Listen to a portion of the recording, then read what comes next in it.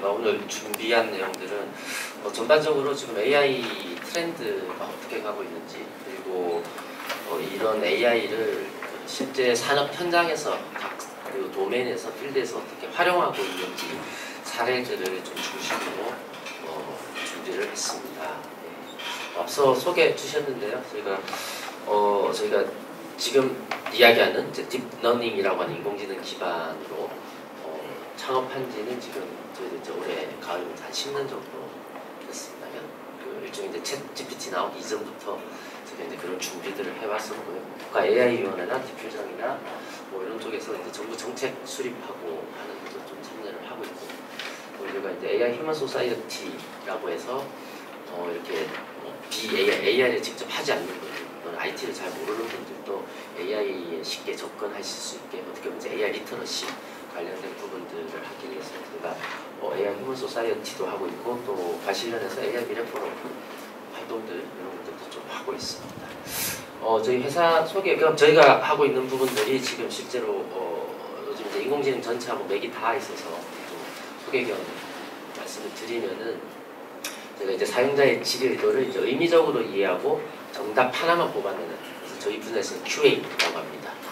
그러니까 그 언어 처리하고 텍스트 분석하는 쪽을 보면은 그 인공지능 이전하고 이후하고 그 이 두 가지가 제일 큰 차이라고 할 수 있습니다. 전에는 이제 눈에 보이는 신텍스를 가지고 처리를 했으면은 지금 이제 시멘틱하게 처리를 하죠. 그래서 맥락을 보고 문맥을 보고 처리할 수 있는 게 제일 큰 차이라고 할 수 있고요. 그런 과정들을 통해서 결과를 뽑아낼 때도, 이전에는 뭐 검색하면 이렇게 내가 원하는 답을 바로 주는 게 아니고 그런 결과를 가지고 있을 만한 문서나 웹페이지를 주르륵 리스트업 해줬으면은 지금은 많이들 아시는 것처럼 챗 GPT처럼 정답 하나만 딱 바로 제시를 합니다. 그게 이제 퀘스천이 들어오면은 앤서링 해준다, 즉답해준다. 그래서 QA 시스템이라고 하고 있고요. 저희는 이제 저희가 자체 모델을 개발을 해서 여러 산업 분야 쪽으로 이렇게 접목하는, 특화하는 그런 작업들을 하고 있습니다.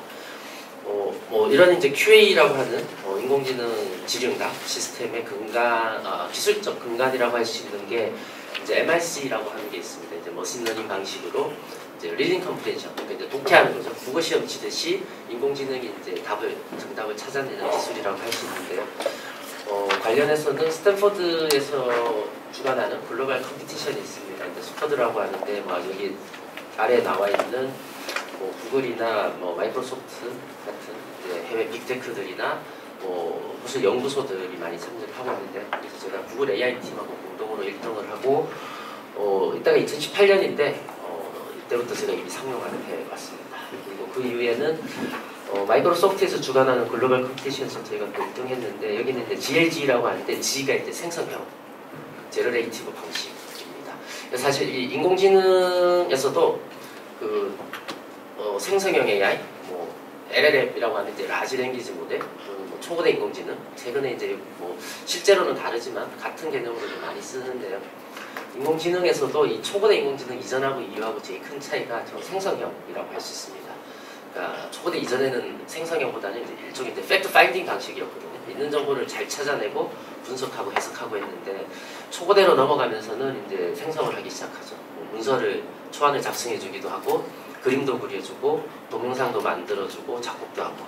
근데 이 생성하는 과정에서 문제가 발생을 합니다. 이제 할루시네이션이라고 하는 이제 환각 문제가 발생을 하고 있고요. 그런 것들을 이제 기술적으로 보완하는 작업들이 이제 많이 이루어지고 있습니다. 그리고 정부에서 이제 국가 AI 연구 거점이라고 해서 지금 나와 있는 그런 이제 LLM 기술 말고 그 이후에 좀 중장기적으로 넥스트 스텝에 대해서 이제 R&D 하는 게 있습니다. 제가 그 컨소시엄으로도 같이 참여를 하고 있고요. 이게 인공지능이 많이 활용되면 될수록 결국은 이제 AI 세이프티랑 트러스트워스니스가 제일 중요해질 겁니다. 이제 신뢰성과 안정성이 많이 중요해질 건데요. 제가 이제 AI 안전연구소, 우리나라도 이제 드디어 작년에 개원을 했습니다. 이제 저희가 또 거기에서도 같이 또 활동들을 하고 있고요. 저희는 이제 국내뿐만 아니라 유럽 쪽 비즈니스를 하고 있습니다. 그래서 영국 자회사 중심으로 해서 유럽 쪽 시장 진출을 하고 있고, 최근에는 중동 쪽도 하고 있습니다. 그래서 사우디 이제 네옴시티라든지 아랍에미리트 쪽에 저희가 같이 하고 있고요. 그러니까 중동이 좀 시장이 재밌습니다. 여기가 이제 원래는 또 아까도 잠깐 얘기가 나왔는데 소버린 AI라고 하죠. 자체 LLM 모델을 개발을 하려고 했는데 결과적으로는 실패를 했습니다. 근데 그러면 이제 외산을 써야 되는데 미국 거는 쓰기 싫은 거죠. 왜냐면 이게 인공지능이 그 뭐 산업 곳곳에서 생활 곳곳에서 쓰일 거라서 미국의 인공지능에 이제 디펜던시가 생기면은 본인들이 이제 오일을 가지고 이제 석유 원유에 대한 협상력이 떨어질 거를 우려를 하고 있고 그러면 이제 그 다음에 쓸 수 있는 게 중국인데 중국은 더 쓰기 싫은 거죠. 그러다 보니까 이제 한국 AI 기업들에 대해서 관심을 많이 가지고 이렇게 협력하는 모델들을 계속 좀 찾아가는 그런 상황을 알 수 있습니다. 저희는 이제 저희 엔진은 이제 엔터프라이즈 쪽, 기업 쪽으로 많이 하고 있습니다. 그래서 여기 보시는 것처럼 저희 파트너사인데요. 이렇게 저희가 만든 모델을 이제 반도체 전문가를 만들기도 하고, 뭐 금융도 보면은 사실 은행, 증권, 보험카드, 투자 성격이 다 다릅니다. 뭐 은행에서 20년 다니셨다고 증권사 와서 바로 잘할 수는 없잖아요. 이렇게 좀 적응하는 기간들이 필요한데요.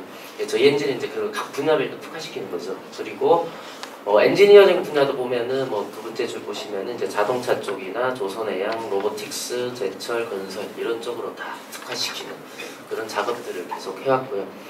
뭐 법률이라든지 교육, 헬스케어. 최근에는 이제 초고대 인공지능이 나오면서는 국방이나 공공행정 이런 쪽에서도 많이 씁니다. 국방 같은 경우는 사실 외교, 안보, 국방 이런 쪽은 이 보안이 상당히 중요하기 때문에 자체 모델을 가지고 있어야 되거든요. 저희도 실제 저희 시스템을 구석에 저희가 어디 가서 이야기를 못하기 때문에 구석에 조그맣게 적어놨는데 저희가 N사라고 표현하는 이제 국정원에서도 저희 걸 쓰고 있습니다. 이제 여기는 완전히 초보안을 요하기 때문에 저희가 개발을 해드리지도 못하고요. 저희 거를 플랫폼으로 도입하시고 그러면 제가 국정원에 계시는 개발자분들을 어떻게 개발하면 되는지 교육시켜드리고 그분들이 직접 이렇게 교육해서 쓰고 있습니다. 그래서 지금 뭐 예를 들어서 이제 초고대 인공지능 관련해서도 이게 아까 뭐 잠깐 언급한 헐루시네이션 문제나 이런 것 때문에 조금 도입을 꺼려하거나 뭐 이거 믿고 쓸 수 있나 뭐 이런 고민들도 많이 하시는데 실제로 뭐 국정원 같은 경우 우리나라 최고의 정보 기관인데 이제 여기에서 이미 초고대 인공지능 도입해서 쓰고 있습니다. 그래서 이제 실제 그런 사례들을 좀 뒤에서 설명을 드리겠습니다. 뭐 전체적인 이제 뭐 AI를 한번 좀 훑어보려고 하는데요. 화면 보시면은 알파고입니다. 이게 벌써 9년이 지났습니다. 우리가 이제 알파고 쇼크라고까지 표현을 했었는데 9년 동안 우리가 과연 이제 AI를 얼마나 기술적으로 이제 발전시켜왔고 실제로 잘 활용하고 있는지 한번 좀 되짚어 볼 필요가 있을 것 같은데요. 특히 중소, 중견기업, 벤처기업 입장에서 AI를 얼마나 잘 활용하고 있는지도 좀 고민해야 되는 시기인 것 같습니다. 사실 벌써 9년이 지났는데 뭐 알파고 쇼크라고까지 했지만 어떻게 보면 약간 저희처럼 이제 직접 이쪽 분야를 하는 사람들이 아니면은 약간 좀 다른 세상 이야기처럼 생각들을 많이 했었는데 2년 반 전에 22년 11월 30일에 챗GPT가 나오면서는 이제는 좀 많이 달라졌죠. 제가 어저께 한미 장학생들 이제 국비로 이제 미국 유학 가는 친구들 대상으로 이제 강연하면서 챗GPT 쓰는 사람 손들어 보자고 했는데 거의 다 들었었거든요. 근데 실제로 보면은 지금 저희가 AI 미래 포럼에서 이렇게 좀 AI 리터러시 관련해서 조사하고 했었는데 20대들은 상당히 많이 있습니다. 특히 이제 우리나라 20대들이 작년 초까지는 좀 그렇게 많이 안 썼는데 작년 하반기 들어오면서 엄청 많이 쓰고 있고요. 근데 40대, 50대 넘어가면서는 많이들 안 쓰세요. 그리고 이게 좀 어떻게 보면 지금 40대, 50대 분들이 우리나라 인터넷 1세대인데 그때 막 PC 막 사고 뭐 용산 가서 사오기도 하고 뭐 인터넷 설치해서 쓰고 했던 분들이 지금 AI 시대에는 좀 못 따라가고 있는 게 있는데 좀 그런 이제 중장년층에 대한 그런 좀 AI 리터러시 관련된 부분들에 대한 고민들도 좀 필요한 시점이고요. 챗GPT 나오고 나서는 이제 빌 게이츠 같은 경우는 본인의 블로그에 The Age of AI라고 해서 저게 원래는 The Age of Discovery거든요. 그러니까 예전에 이제 한국에서 대항해 시대라고 하죠. 이제 서부 열강들이 뭐 안 좋은 얘기지만 이렇게 무적 함대를 끌고 전 세계를 점령하러 나갔던 것처럼 그 이상의 사회적 변혁이 올 거다. 뭐 그런 얘기를 하기도 했고요. 그 이후에도 이제 AX라고 해서 24년부터는 이 생성형 AI AI가 본격적으로 산업 융합되는 AI 트랜스포메이션하는 그런 과정들이 국내도 그렇고 해외도 그렇고 좀 활발하게 지금 또 계속 이어져 오고 있는데요. 기술적으로도 보면은 이제 그 초보대 인공지능이 이제 사실 이게 좀 무겁습니다. 상당히 크고 비싸고 한데 이제 그리고 좀 경량화하는 작업들이 있습니다. 그래서 경량화해서 내부에서 설치할 수 있게 실제로 얼마 전에 이제 해외에서 나간 아티클 보면은 이제 2030년 되면은 2027년 되면 이 큰 모델 LLM보다는 스몰 LLM 경량화 버전 시장이 3배 이상 커질 거다라는 그런 보고서도 나왔고요. 그리고 이제 멀티모달로 가고 있습니다. 이제 언어 처리로 끝나는 게 아니고 이제 언어 처리하는 게 이미지, 동영상, 사운드, 음성 이런 거랑 같이 결합되는 형태로 발전하고 있고요. 저희 같은 경우는 지금 실제로 이제 그 영상 같은 것도 AI가 다 만들어 주거든요. 근데 이제 보통 오해하시는 게 뭐 이렇게 뭐 배경 화면이라든지 이런 것들을 다 입력해 준다고 생각하시는데 그냥 말로만 합니다. 실제로 지금 TV 광고 중에도 현대자동차 광고가 99.99% AI가 만들었거든요. 근데 서울의 야경에 이제 현대차 트럭이 달리고 사람이 나와서 인터뷰도 하고 하는데 그 스크립트부터 해서 서울 야경 장면이라든지 배경음악이라든지 사람이 인터뷰하는 거라든지 그걸 다 그냥 노트북으로 그냥 키보드 입력만 해서 다 만든 겁니다. 뭐 마지막에 그 제가 알고는 이제 엠블럼만 좀 이쁘게 나와야 되니까 마지막에 터치했다고 하는데 AI가 지금은 이제 뭐 AI 국제 영화제 이런 것도 이미 나오고 있고요. 저희 같은 경우는 이미지, 동영상, 사운드 이런 쪽보다는 이제 저희는 기업용을 하니까 저런 거죠. 저희가 관심 가지고 있는 거는 이제 표, 그래프, 차트. 표, 그래프, 차트를 AI가 이해하고 분석하고 해석하고 반대로 그려주고 그런 쪽으로 하고 있고요. 더 나가서는 이제 도면 같은 것들도 특히 우리나라 이제 제조 강국인데 도면도 AI가 잘 할 수 있으면 좋은데 도면은 아직은 조금 기술적으로 좀 챌린징하고 또 이게 AI를 개발하는 데 필요한 데이터, 학습 데이터가 좀 부족합니다. 도면이 워낙 이게 다들 설계문서 자기들 보안 자료잖아요. 그러니까 이게 외부에 공개를 안 하다 보니까 학습 데이터가 부족한데 제가 볼 때는 도면을 우리나라가 파운데이션 모델을 잘 만들어서 하면은 아마 제조업이 상대적으로 다른 특히 우리나라 중소기업들 제조업이 상당히 많잖아요. 이제 그런 쪽에서 해외 글로벌 경쟁력 확보할 수 있지 않을까 싶긴 한데요. 어쨌건 멀티모달 쪽도 고도화되고 있고 또 이제 온디바이스 쪽으로도 가고 있죠. 온디바이스는 결국 이제 이게 스마트폰이라든지 노트북에서 돌아갈 수 있고 또는 이제 저희가 국방 쪽 같이 프로젝트 하는 것 같은 경우는 이게 전시상에는 이 인터넷 네트워크가 끊어질 수도 있잖아요. 그렇기 때문에 이제 그 작전 명령하는 집차 내에서 AI가 실제 피하 식별하고 그리고 이거 어떻게 타격할 건지 이런 것들을 AI가 지금 AI 참모죠. AI가 그런 것들을 가이드해 주는데 그 네트워크가 끊어지면 그게 무용지물이 되니까 그 집차 안에서 다 해결할 수 있게끔 그런 식으로 좀 온디바이스로도 가고 있고요. 폰이나 노트북에서 동작하는 것들도 이제 하고 있죠. 소프트웨어도 이제 초경량화하는 작업들을 하고 있고 또 특히 우리나라 이제 NPU 개발하는 GPU가 이제 인공지능 학습시키기 위해서 대량으로 이제 쓰고 있는데 나중에 이게 이제 쓰는 쪽에서는 GPU보다 지금 현재는 GPU를 쓰고 있습니다만 NPU가 좀 기술적으로 고도화되면은 이제 경량화된 형태로도 쓸 수 있을 것 같고요. 근데 제가 개인적으로 보기에는 아직은 온디바이스는 한 2년 정도 하드웨어적으로나 소프트웨어적으로나 좀 시간이 더 필요할 것 같긴 한데 어쨌건 트렌드상으로 보면 이제 온디바이스 쪽으로도 상당히 발전을 하고 있습니다. 그리고 최근에는 이제 에이전틱 AI라고 해서 지금 해외 같은 경우는 에이전틱 AI가 상당히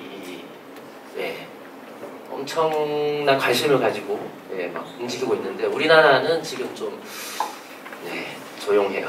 좀 안타까운 상황인데 우리나라 IT 강국이라고 했는데 지금 AI 씬에서는 조금 밀리고 있는 것 같은데 에이전틱 AI는 결국은 저겁니다. 이제 AI가 이제 액션까지 취하는 거거든요.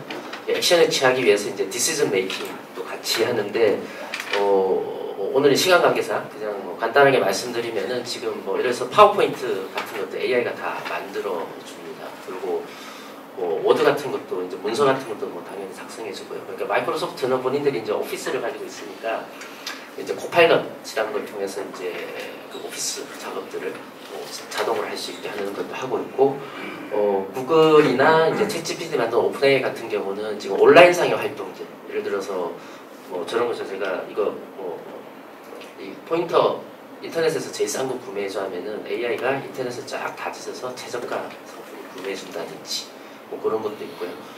구글 같으면은 저도 지금 저런 거 합니다. 그래서 제가 사실 이메일이 제가 거의 못 보거든요. 그래서 다른 친구가 제 이메일을 대신 좀 봐줬었는데 지금은 그 친구가 사람이 안 하고 제가 AI한테 시킵니다. 그러면은 그래서 최근 일주일치 메일 뒤져서 오늘 답변해줘야 되는 거 어디에 몇 시까지 어떤 자료 보내야 되는지 정리해줘 하면은 AI가 제 이메일을 분석해서 그걸 착착 정리해주거든요.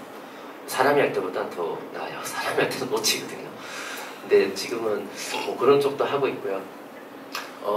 SAP라든지 세일즈포스 같은 경우도 본인들이 이제 기존에 있던 ERP, CRM 이런 쪽에 AI를 접목하는 작업들을 하고 있습니다. 그래서 뭐 마케팅 메시지 같은 것들을 뭐 추천해준다든지 또는 뭐 그냥 뜬금없이 이 고객한테 지금 연락한 지 1년 넘었는데 어카운트 매니지먼트 해야 되니까 뭐 이런 식으로 안부 문자나 보내라 뭐 이런 것까지도 다 해주거든요.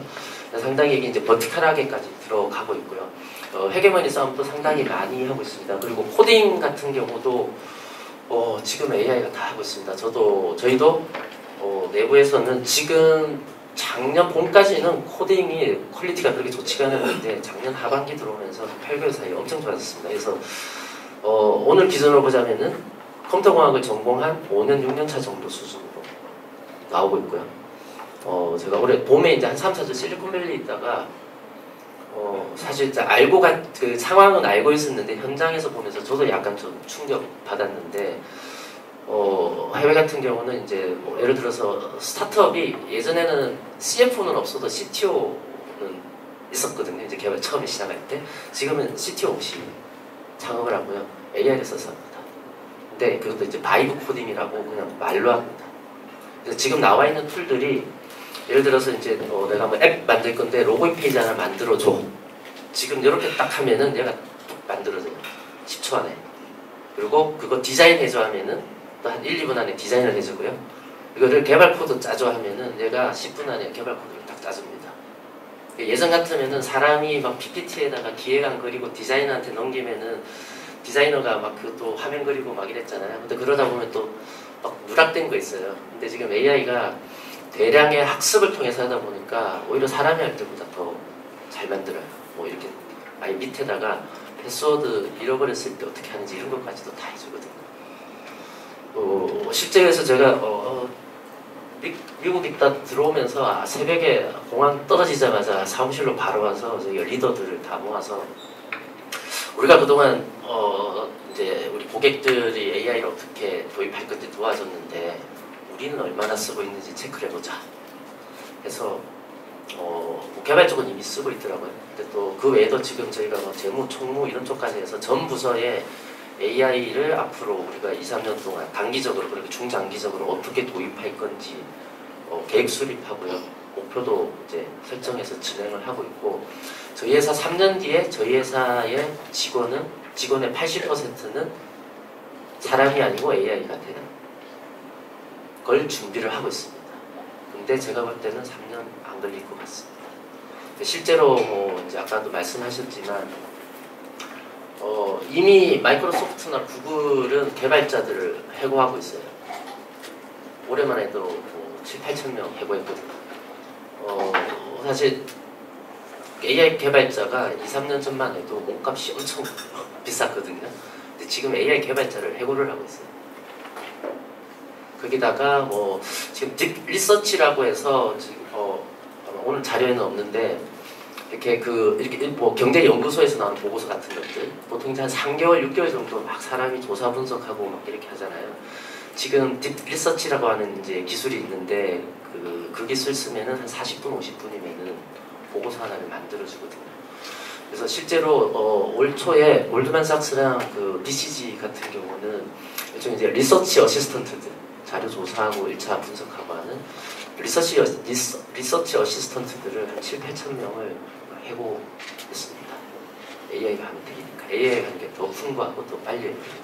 사실 그분들도 억대연봉 받는 분들인데 AI 때문에 어떻게 보면 이제 일자리를 잃었다고 할 수 있고요. 뭐 콜센터나 이런 쪽도 이미 2년 전에 뭐 구글, 뭐 마이크로소프트, 그다음에 오픈AI, 뭐 메타, 페이스북 이런 데가 본인들이 만든 AI를 도입하면서 콜센터에 한 해에 17만 명을 파이어 해고해버렸어요.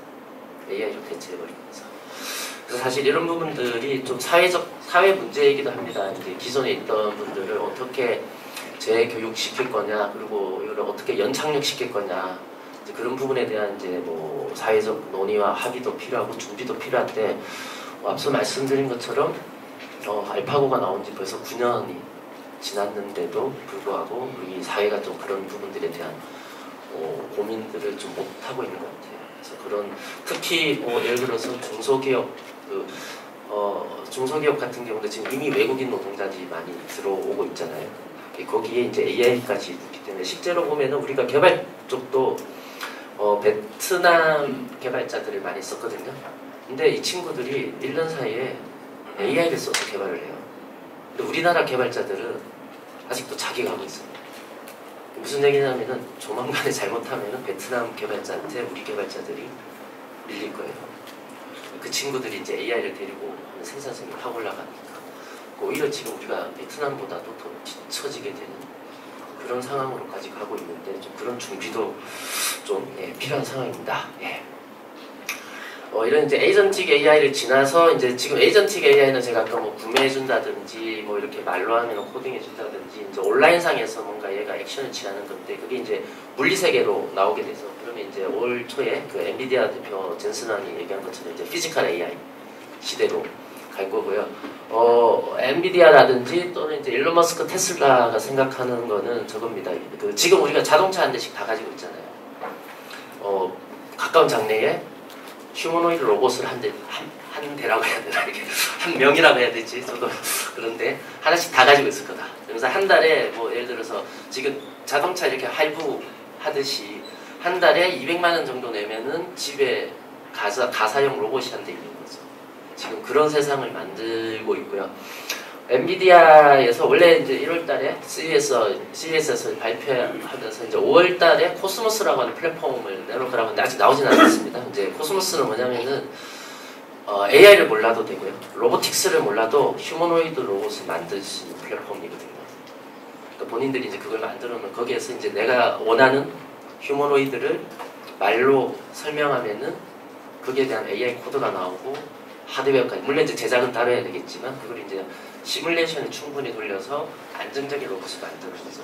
로봇만 하더라도 지금 중국이 상당히 기술이 좋습니다. 이제 유니트리나 이런 데들은 로봇 기술이 거의 뭐 아마 보셨는지 모르겠는데 로봇이 그 예전에는 막 걷거나 뛰는 거 못했잖아요. 지금은 그 360도 백 덤플링을 합니다. 막. 그리고 막 풍호하는 그런 자세를, 이게 이제 약간 비틀 치권처럼 하거든요. 중심을 그만큼 잘 잡는다는 거죠. 로봇도 예전에는 우리가 하드웨어를 만들어서 계속 돌려보고 문제 생기면 막 고치고 막 이랬잖아요. 근데 지금 그거를 이제 이런 플랫폼에서 시뮬레이션을 하거든요. 그러니까 엄청난 시뮬레이션을 통해서 로봇이 스스로 안정적인 자세를 취하는 걸 찾아가는 거죠. 그래서 이제 개발 시간도 상당히 많이 줄고 있고요. 뭐 피지컬 AI로 가기 전에는 이제 인바디드 AI라고 해서 이제 산업 현장에서는 이제 또 현재 나와 있는 로봇들은 저런 거죠. 이제 그냥 반복적인 동작만 하잖아요. 근데 이제 인바디로 가면은 이제 저런 거죠. 로봇에 예를 들어서 팔만 있는 로봇에 이 두뇌가 탑재되는 거죠. 그럼 얘가 복합적인 동작도 할 수 있고 또 사고 같은 거를 미연에 얘가 이제 프리딕션에서 예측해서 이제 뭐 동작을 멈춘다든지 이런 식의 어떻게 보면 이제 반복적인 동작만 하는 게 아니고 좀 더 고도화된 형태로 가는 그런 기술도 지금 나오고 있습니다. 그리고 피규어 AI라고 이렇게 미국의 휴머노이드 로봇 하는 이제 잘하는 스타트업이 있는데 작년에는 이제 로봇 한 대가 가사일을 다 하는 걸 만들었는데 올해는 로봇 2대가 나오거든요. 로봇끼리 서로 대화를 해요. 그래서 너는 식기세척을 돌려라, 나는 빨래를 할게, 뭐 이런 식으로 가사 분담을 해요. 막. 그리고 작년에 나온 버전이 저도 보고 제가 보고 약간 소름 끼쳤는데 테이블 위에 막 뭔가를 올려놓거든요. 그러면 이제 야 여기서 먹을 수 있는 것 좀 하면 이제 사과 이런 거 집어서요.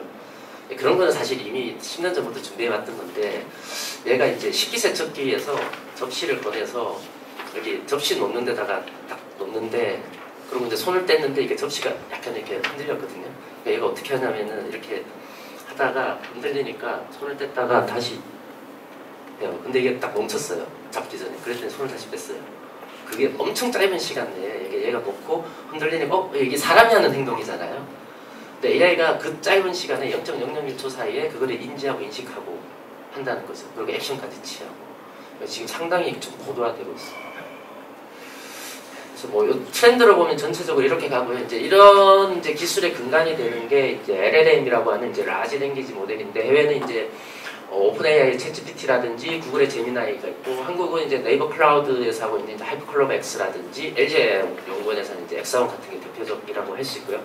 이 모델도 최근에는 기술적으로는 이제 추론으로 가고 있습니다. 이전에는 작년 가을까지는 약간 이렇게 단편적인 답변을 뽑아줬다고 하면은 지금은 이제 AI가 추론을 합니다. 단계별로.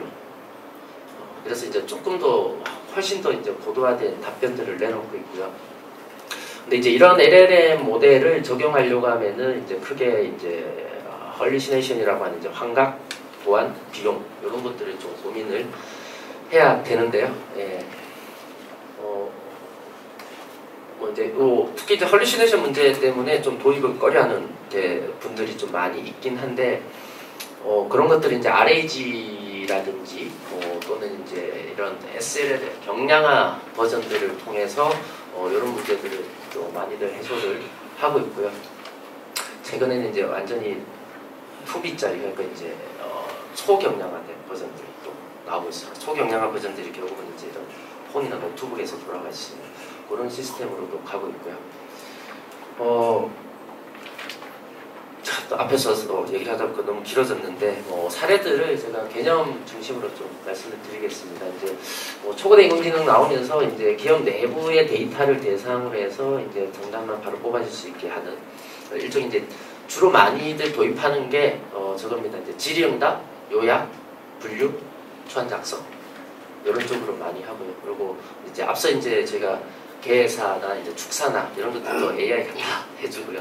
근데 그냥 뻔한 얘기를 해주는 게 아니고 뭐 저런 겁니다. 이제 뭐 예를 들어서 오늘 축사를 해야 된다. 그러면 이제 벤처 학회 AI 오늘 주제네. 그러면은 얘가 AI 관련된 벤처 관련된 최신 뉴스들을 가져와요. 그걸 바탕으로 해서 축사를 쫙 써주거든요. 그런 식으로 좀 고도화되는 형태로 가고 있고요. 뭐 여기는 이제 엔지니어링 분야인데 결과적으로만 말씀드리면은 설계 문서 같은 거 지금 AI가 작성합니다. 예를 들어서 제일 작은 LNG선 한 척도 전문 엔지니어 50명에서 한 10개월 이상 작업을 해야 되고요. 초안 만드는 데만 해도 2, 3개월 걸리거든요. 근데 AI가 지금 열흘 만에 만듭니다. 10일이면은 문서 초안을 만들고요. 제가 볼 때는 빠르면 3년, 한 5년 내에는 한 80%, 90% 수준까지는 AI가 혼자서 만들 것 같아요. 그러니까 전공, 조선해양 전공하고 석박사까지 하고 필드에서 10년, 20년 한 전문가 50명에서 2, 3개월 하던 거를 AI 혼자서 지금 10일 만에 끝내고 있고. 그리고 AI가 하니까 적합성 체크 이런 것들도 다 돼요. 예전에는 이제 사람이 나눠서 하면은 나중에 합쳐서 보면은 막 서로 안 맞는 게 많았거든요. 이제 뭐 이게 그리고 이제 부품 수급도 다시 해야 되고 납기 길어지고 이러면은 손해배상 들어오거든요. 손해배상 청구가 뭐 배 같은 경우도 뭐 수십억씩 들어오고 이게 해양 플랜트로 가면은 해양 플랜트는 이게 프로젝트 다 막 6조, 7조짜리 프로젝트니까 손해배상도 막 5천억, 1조씩 들어오거든요. 그것만 전문적으로 이제 해결하려 다니는 해결사가 있을 정도인데 AI가 하니까 이제 그런 문제들도 없는 거죠. 그래서 뭐 실제 뒤에 사례들도 보면은 그런 거죠. 예전에는 이제 우리가 뭔가 새로운 기술 도입해서 업무 생산성 20%, 30%만 올려서 와 박수 쳐주고 몇 마리 상 주고 그랬잖아요. 지금 AI는 20%, 30% 수준이 아닙니다. 거의 99.9%의 생산성 향상, 업무 효율성이 올라가고 있거든요. 다른 사례도 보더라도 여기는 저겁니다. 그 자동차 전국의 이제 카센터, AS 센터에서 저런 것들 이제 고장 예측하고 어떻게 또는 이제 이거를 고장 났을 때 어떻게 조치할 거냐 하는 부분들을 이제 AI 시스템을 도입하려고 봤는데 그러려면 이제 AI가 학습을 해야 되거든요. 기존 사례들을 정리해서 학습해야 되는데 데이터가 한 30년치 쌓여 있긴 한데 이게 좀 표준화가 안 돼 있습니다. 똑같은 증상에 대해서 이게 서로 다른 엔지니어가 뭐 자기들 마음대로 막 적어 놓는 거죠. 그리고 또 이제 같은 엔지니어도 6개월 전에 적을 때랑 지금 적을 때랑 또 다르게 막 적어 놓고 이걸 이제 정비해야 되겠다. 그래서 어떻게 할까 했는데 처음에 이쪽을 잘 아는 전문 엔지니어 분들 15명이서 10명이서 1년 반 정도 하면은 이게 30년치는 엄두도 안 나고 10년치 정도 정리할 수 있겠다. 어떻게 보면 이제 아무리 좋은 고장 예측 또는 정비 추천 시스템이 있어도 내부에 데이터 정비가 안 돼 있으니까 1년 반 뒤에나 적용할 수 있는데 데이터 정리하는 거를 아까 분류 쪽 많이 쓴다고 말씀드렸는데 그걸 AI한테 시켰습니다. 그랬더니 뭐 개발하는데 4개월 정도 걸리긴 했는데 10년치가 아니고 30년치를 표준화하고 분류하고 그러니까 그룹핑하는 거죠. 하는데 이틀 조금 더 걸렸습니다. 그러니까 어떻게 보면 30년치를 전문 엔지니어 10명이서 4년 반 동안 해야 되는 거를 AI 혼자서 이틀 만에 그냥 이틀 반 만에 끝내버린 거죠. 여기는 이제 당연히 그 작업이 빨리 끝나니까 이후에 이제 고장 예측 시스템도 바로 도입하게 됐고요. 그리고 정비 추천 같은 것도 지금 AI가 다 합니다. 예전에는 이렇게 엔지니어들이 이제 배우고 필드 나오면은 이렇게 좀 베테랑 선배들 쫓아다니잖아요. 한 5년 이상 해야 이제 나중에 혼자서 독립적으로 할 수 있거든요. 근데 지금은 그냥 폰 하나 두고 다닙니다. 그래서 고장 나면은 그 그냥 사진 찍거나 아니면 본인이 이제 친구한테 얘기하듯이 그냥 이렇게 막 얘기하면은 AI가 이건 어떤 증상이고 어떻게 조치해라 이런 걸 다 보여주고요. 이렇게 AR이라고 하죠. 화면에 버추얼하게 실제 그거랑 이게 막 그래서 화면 보고 그냥 따라하기만 하면 되는 그런 시스템들 갖추고 있고요.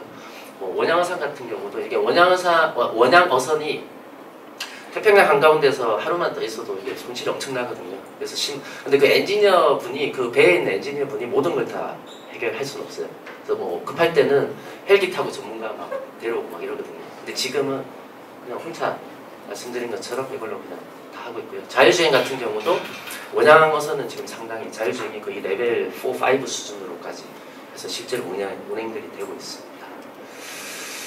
말씀드렸던 이제 콜센터 같은 경우도 지금 상당히 많이 도입을 하고 있고요. 이제 AI 컨택 센터 같은 경우에 실제로 이제 저희랑 같이 했던 데도 콜센터 도입하면서 그 인바운드 거의 80% 줄었습니다.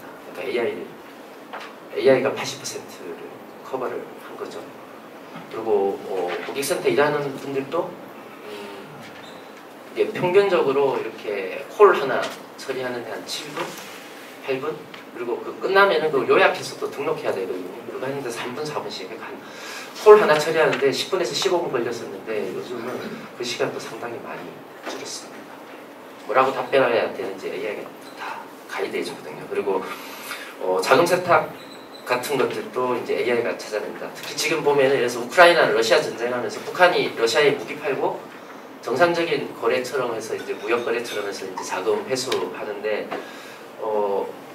사실 얘네들은 이제 자기들의 부군을 걸고 나쁜 짓을 하는 거잖아요. 그래서 최대한 숨기려고 하거든요. 그거 찾는 게 20년 된 분들도 힘들다더라고요. 한 30년 이상 된 베테랑 분들이 찾을까 말까 한 건데 그래서 이거 못 찾아내면은 나중에 발각되면은 이게 국제사회에서 이제 서로 페널티 그래서 미국이랑 유럽이 매년 한 6조 7조 정도 규모의 6조 7조 규모의 페널티를 막 서로 막 이렇게 매기거든요. 지금 이제 AI가 그걸 다 하고 있습니다. 그리고 계약서 초안 같은 것도 AI가 작성하고요. 계약서상에서 독소 조항이라든지 아까 설계문서처럼 정합성 체크라든지 또는 이제 누락된 거 이런 것도 찾아주고 최근에는 약간 AI가 좀 건방져졌습니다. 그래서 계약서에 이렇게 써놓으면은 나중에 다툼의 여지가 있다 뭐 이런 얘기도 합니다. 이게 사실 그 독소 조항 이런 거는 기계적으로 뭐 할 수도 있거든요. 뭐 AI 안 쓰더라도 무식하게 개발할 수도 있는데 다툼의 여지가 있다는 게 사람의 판단이 들어가는 영역이잖아요. 그래서 변호사가 있고 검사가 있고 판사가 있는 건데 지금 이제 AI가 그 영역까지 침범을 한다는 거죠. 실제로 오픈AI에서 만든 챗GPT-4 버전이 이미 재작년 말에 미국에서 변호사 시험 통과했고요. 의사 시험 통과했고 회계사 시험도 통과를 했습니다. 그리고 우리나라 수능하고 비슷한 SAT 시험에서는 재작년 말에는 상위 5% 수준이 나왔고요. 올 초에 했을 때는 상위 1% 수준으로 나왔습니다. 어떻게 보면은 그 AI가 하버드 갈 수 있는 그런 수준까지 나오고 있는 거죠. 요약이나 이런 쪽도 상당히 잘 하고요. 또 이게 초거대 인공지능 가면서 이제 개인화도 초개인화로 가고 있습니다. 그래서 완전히 마이크로 세그멘테이션 합니다. 예를 들어서 보통 이제 기업체들이 특히 대기업 같은 경우는 이제 오전에 그 자기 분야나 회사에 관련된 것들을 홍보팀 막내나 아니면 이제 에이전시들이 뉴스를 이렇게 쫙 해서 주잖아요. 사실 아무도 안 보거든요. 클릭해서 또 읽어야 되고. 근데 사실 같은 회사에 있더라도 부서에 따라 관심사가 다르고 같은 부서에서도 역할이나 직급에 따라서 관심사가 다 다르거든요. 지금 AI가 이제 그런 것들을 개개인의 그 비헤이비어 로그까지 행동 패턴 이런 것까지 다 분석을 해서 완전히 초개인화해서 추천들을 해주고 있고요. 뉴스 클릭해서 볼 필요 없이 그냥 그 내용도 다 요약을 해주고 오히려 그냥 거기 대놓고 이래서 그래서 테슬라 주식이 왜 올랐냐 하면 이제 그런 것도 분석해서 보여주는 그런 시스템으로 다 가고 있고요. 차량용 AI 어시스턴트 이런 것들도 지금 다 도입들이 되고 있습니다. 그리고 감정 분석 이런 것들도 사실 이게 언어 처리가 전 세계에서 한국어가 제일 어렵거든요. 이게 영어는 뭐 예를 들어서 노랗다가 영어는 옐로우 끝이거든요. 근데 한국은 노랗다, 누리끼리하다, 뭐 노르스름하다 표현도 엄청 많고 이 어말음이 활용량도 상당히 많고요. 또 반어법 나는 지금 기분이 좋지 않다고 할 수 없지도 않다 이러면은 이 자식이 기분이 좋다는 게 아니다는 게 잘 먹고 잘 살아라 하면은 잘 먹고 잘 살라는 얘기인가? 비꼬는 건가? 근데 그게 이제 예전에는 아까 제가 처음에 말씀드릴 때 예전에는 눈에 보이는 키워드만 가지고 안 됐잖아요. 근데 지금은 시멘틱하게 맥락을 보고 문맥을 보기 때문에 이제 그런 것들도 다 찾아낼 수 있습니다. 그리고 그 외에도 지금 상당히 다양한 분야에서 지금 AI를 접목해서 활용하고 있고요.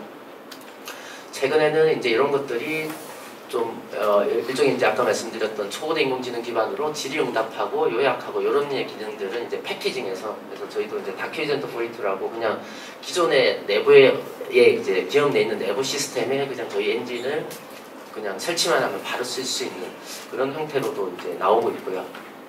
근데 지금 말씀드렸던 대부분의 사례들이 보면은 안타깝게도 다 대기업들 사례입니다. 실제로 지금 보면은 대기업은 어떻게든 뭐 하나씩 그 각 본인들의 분야에서 필요한 그 본인들의 페인 포인트를 AI를 통해서 이렇게 해결을 하고 있는데 지금 중소기업이나 중견기업들, 벤처, 스타트업 이런 쪽들은 지금 AI를 거의 도입을 못하고 있습니다. 뭐 너무 뻔한 얘기일 수도 있지만 내부에 인력도 없고요. 그리고 또 AI도 지금 초고대 인공지능을 가면서 도입 비용이 좀 더 많이 올라갔거든요.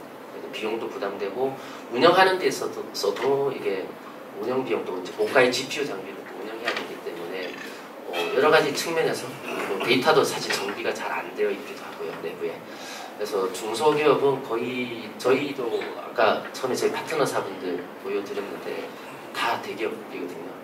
근데 이제 중소기업이나 근데 사실 이게 우리나라도 중소기업이 제가 알기로 중소기업 매출 다 합친 게 대기업보다 훨씬 많은데 그리고 수출액도 상당히 많은데 그럼에도 불구하고 지금 전혀 AI 활용을 못하고 있습니다. 그래서 제가 오늘 좀 제안 드리고 싶은 거는 저런 거죠. 이제 AI를 뭔가 대단한 걸로 생각하는 게 아니고 저희도 그동안 이제 그 기업체 이렇게 해보면은 그 1차적으로는 저렇게 제일 중요한 스몰 석세스라고 하죠. 이렇게 본인들 일하는데 조그만 거라도 도입해서 AI를 해서 이제 효용성 가치를 높이면은 그 다음부터는 저희가 제안을 안 해도 그분들이 새로운 기능들을 계속 찾아내더라고요. 그리고 AI를 그러니까 AI 리터러시가 그래서 상당히 중요하다고 보는데 그래서 그런 부분들을 그러니까 뭐 중소기업이 AI 도입하려고 하면은 막 비용이 많이 들어가요, 운영하는데 많이 들어가요 이게 아니고 그냥 조그만 거라도 도입할 수 있는 게 상당히 많습니다. 뭐 이제 하다못해 뭐 저런 거 있죠. 뭐 전표 처리 많이 하고 하는 데들은 지금 특히 MZ 세대들은 앉아서 전표 손으로 입력하라고 하면 안 하잖아요.